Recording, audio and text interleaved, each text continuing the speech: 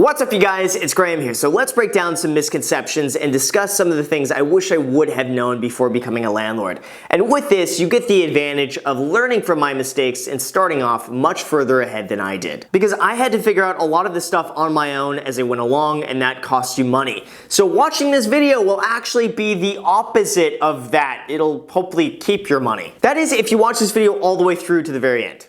And you make sure to hit the like button. And you make sure you're subscribed. And you make sure to share this video with 5 friends. Otherwise, you get 7 years of bad luck. Just kidding. Now, I do feel it's important to clarify here that the purpose of this video isn't so much to dissuade people who are considering renting out their properties and becoming a landlord, because in my opinion, there are some amazing aspects to becoming a landlord that greatly outweigh any of the negatives. Instead, I do videos like this simply just to give you a healthy dose of reality so you don't go into it and get chewed up and spit out like I did with that one tenant I ended up evicting. So with that, these are the 5 things I wish I would have known when I first started. And the first one is that I wish I would have treated it more like a business than as a hobby. Now, when I first started actually investing in real estate, I was 21 years old. I had just bought my first property. I was in the middle of renovating it, while also being in the process of buying 2 more nearby. Now, at this point, I had been working as a real estate agent for 3.5, going on almost 4 years, and even though I've done a lot of rentals for other people, I had never done a lease for myself. And as I learned firsthand, doing something for yourself versus doing something for somebody else can be 2 entirely different experiences. Doing something for somebody else can often be like driving a car forward. You turn the wheel right and the car goes right. You turn the wheel left and the car goes left. You pretty much just know what you want to do and you instinctually just do it. But doing it for yourself is almost like driving a car backwards, where what you think should work might just actually have the opposite effect, with some other complications also thrown into the mix. And all of a sudden, there could be a very blurred line between running it like a business or running it instead like a hobby. And I very much ran it in the very beginning like a hobby. What am I gonna do? For instance, I didn't enforce late fees. If the tenant were to pay late, they would pay late without any repercussion, because basically I wanted to be that cool landlord that everyone just loved. If they ended up bringing dogs into the property that were not on the lease agreement, whatever, I'm cool with it, because again, I'm that cool, easygoing landlord that everyone just likes. And also, I'm not gonna lie, I felt a bit insecure being a 21-year-old landlord renting out their house to like grown-ass adults. I'd have people in their 40s paying me rent, and I'm some like 21-year-old kid. So I almost thought, like, who am I to tell these people who are double my age what they can and cannot do? But I mean, that was my biggest downfall. By not enforcing the contract, it really just undermined my abilities as a landlord, and it showed the tenant that they can break the contract and get away with it without repercussion because I wouldn't really enforce anything. This in turn made my life a living hell when I actually had to go and evict a tenant. That one tenant cost me a year's worth of profit on that property, a year's worth of stress.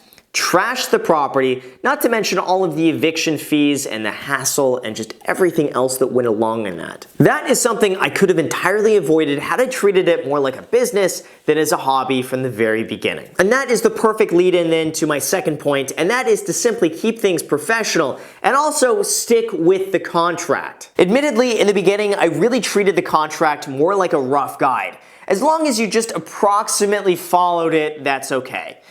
No, no, no, no, no. Do not ever do that. It's your responsibility to follow this contract word for word. If there's an $85 late fee that's due on the 5th if the rent is not paid, you need to enforce that late fee. If they haven't paid rent at the 5th of the month or whatever day you set that rent is officially late, you need to serve them with a 3-day notice to pay or quit immediately. If they violate or break their lease agreement at any time during the tenancy, you need to give them notice immediately to correct that violation. The contract is written for a reason. There should be no misinterpretation whatsoever of what's signed and agreed upon and what the expectations are from each person in the contract. This clarifies everyone's expectation of what you need to do from not only the landlord but also the tenant. And when the contract is written, it's very simple. All the parties must abide by it. Now, given that, it's also important that you have your own boundaries between yourself and the tenant. With the exception of one scenario where I ended up renting out a house to a close friend,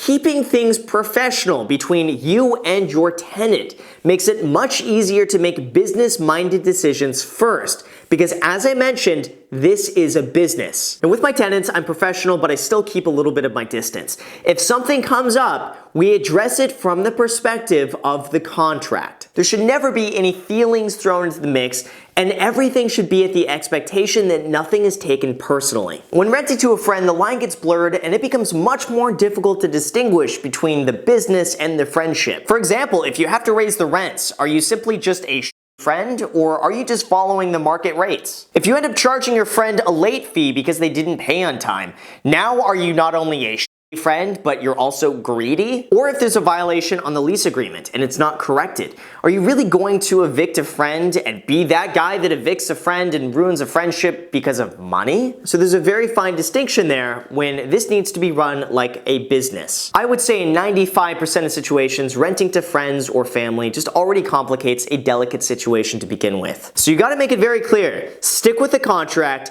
keep it professional, and also treat it like a business. Now, the third thing that I wish I would have known is that I would need to be on call 24/7. Now, I do want to make this very clear. There is a difference between being on call 24/7 and being on call 24/7. My experience of being on call 24/7 is pretty tame. If there's ever an emergency that comes up, I pretty much always have my phone on me and can handle it if I need to. But how often does this actually happen where something goes wrong, breaks, there's an emergency at some weird odd hour that I have to drop everything and attend to it?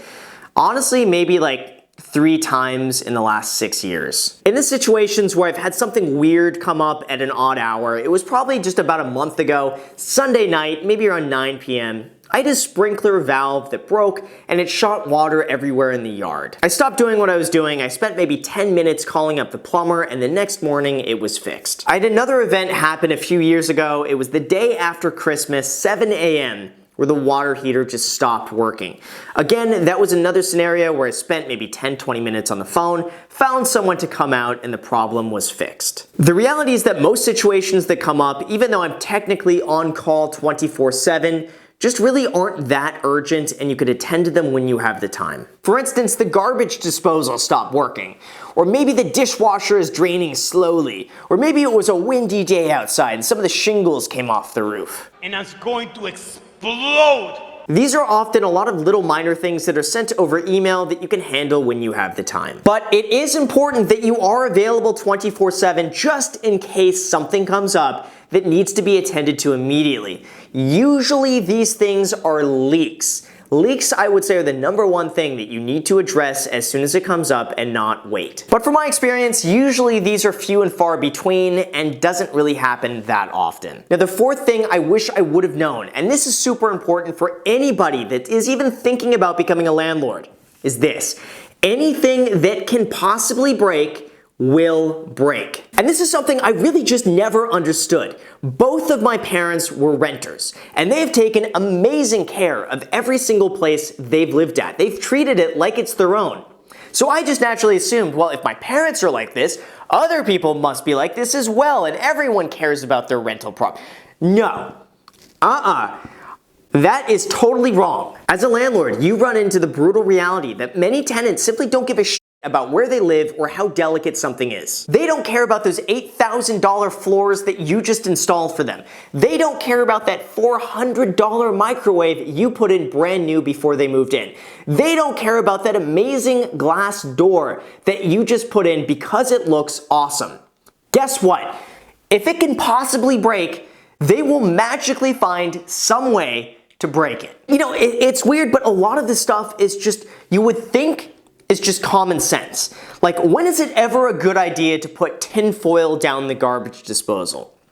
How is it ever a good idea to put plastic down the garbage disposal and turn it on and break it? Or like, your kid shouldn't be playing baseball right in front of the glass door. You know not to flush tampons and hand towelettes down the toilet, especially when you're on a septic system, right? And my favorite one, you know you shouldn't swing a door open where the handle goes right into the drywall. I don't get it. Like, you knew not to microwave a metal spoon in a bowl in the microwave for 5 minutes. This is like 3rd grade level stuff. So the lesson here is, just like you need to baby-proof a house, you will need to renter-proof a house. This means that you need to make everything as indestructible as you can.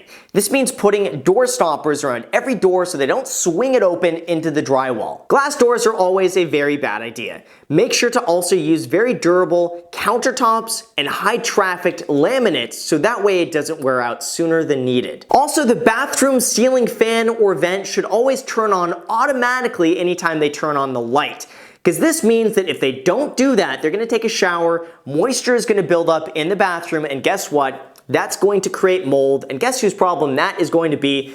It's going to come out of your pocket. And if something is likely to break, make sure not to spend too much money on it, but also spend money on something that is less likely to break. Just buy good quality, durable, not high-end, breakable. This is going to prevent you from buying new things and fixing them after every tenant simply because the tenant doesn't take good care of them. Now, the 5th thing, and probably one of the biggest learning experiences of them all, is simply learning how to deal with people. Now, owning property can often be as simple as just sitting back and collecting rent every month.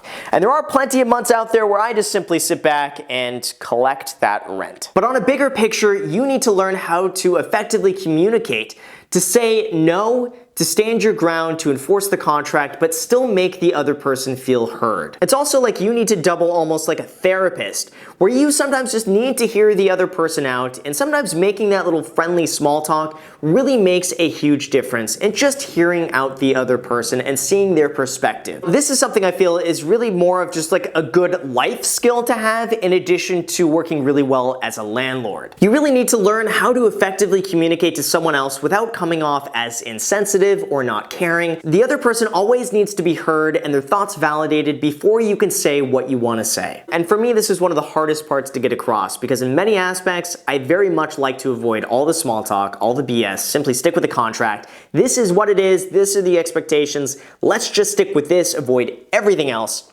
But life doesn't really always work like that, especially when you're dealing with people and you're dealing with thoughts and emotions and perspectives and egos and everything else that feeds into that. Just like anything else, people skills are tremendously important and will make a huge difference in any business that you're in. Now, I'd highly recommend right after this video that you read or listen to the book, How to Win Friends and Influence People.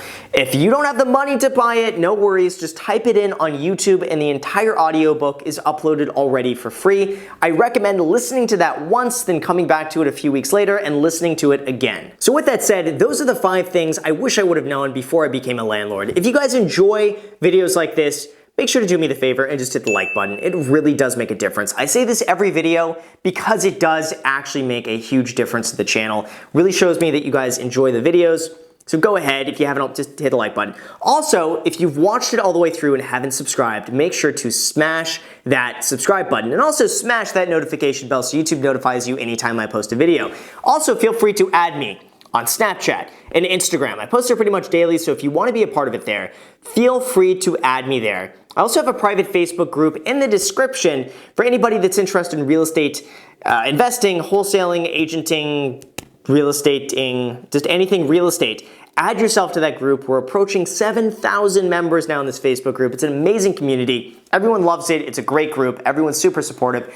Add yourself to that. Thank you again for watching, and until next time.